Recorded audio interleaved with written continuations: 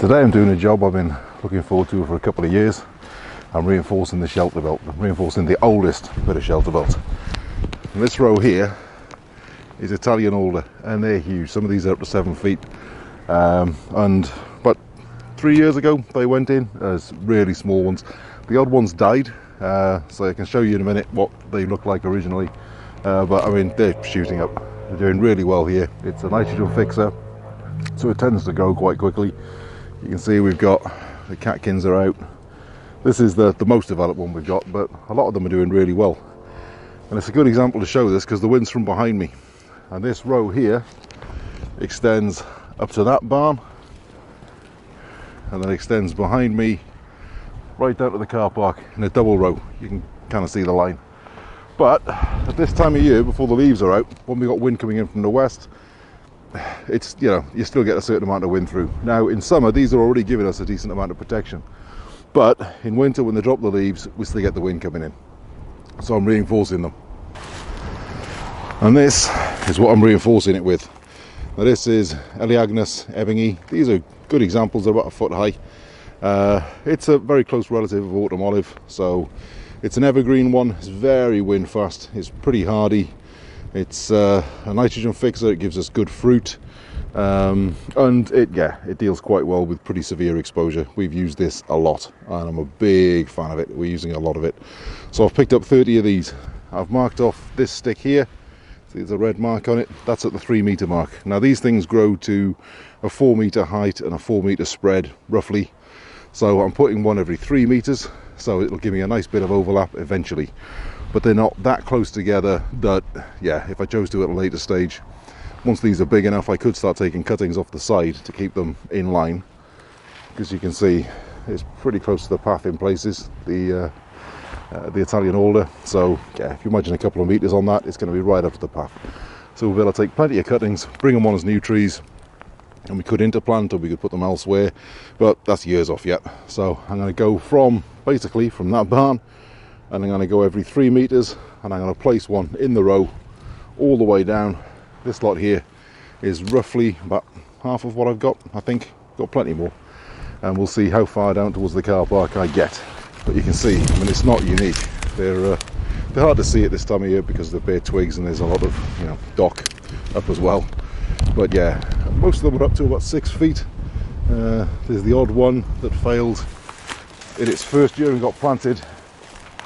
So some of them are up to maybe 4 feet, and then we got 1 or 2 that are only up to maybe a foot or so, but they're ones that were planted this most recent winter. So yeah, it's going to be really good to see what they do this year. So all right, let's get these ebbings out. So that's them spaced in. There's the first one down here, and then there's one every 4 meters right down that whole row. And that goes right as far as the car park, and I've got some more beyond, but I'll get all these dug in and then I'll show you what else I've done with them. So that's them done. That's this whole row with an ebbingei every 4 meters all the way down that row.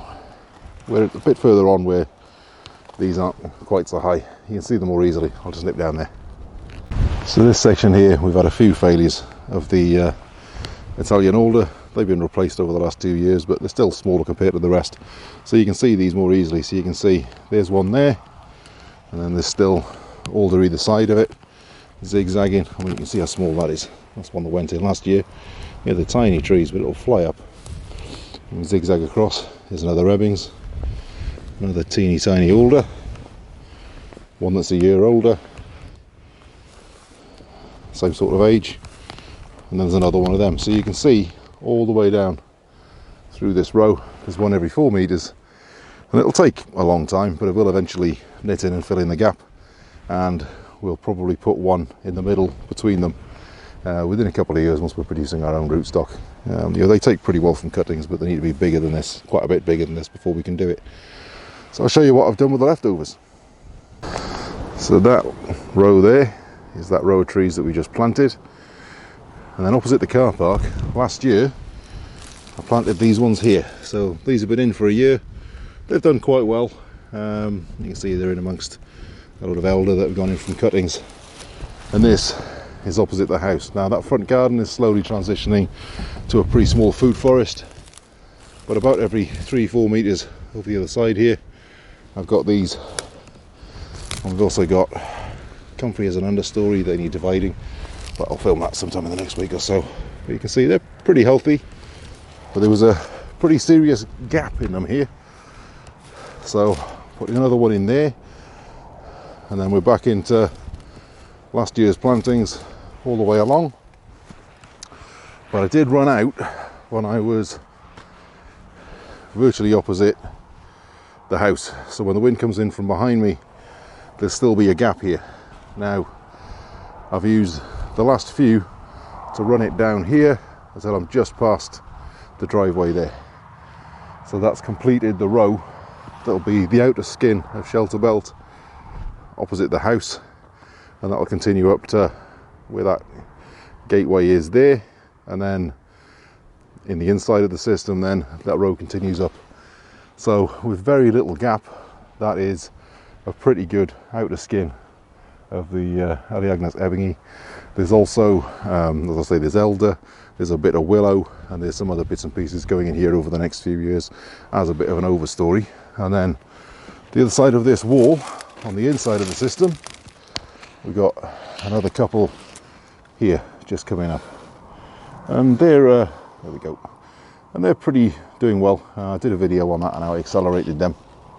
I'll put a link to that, but yeah, all in all we're using them in a lot of places.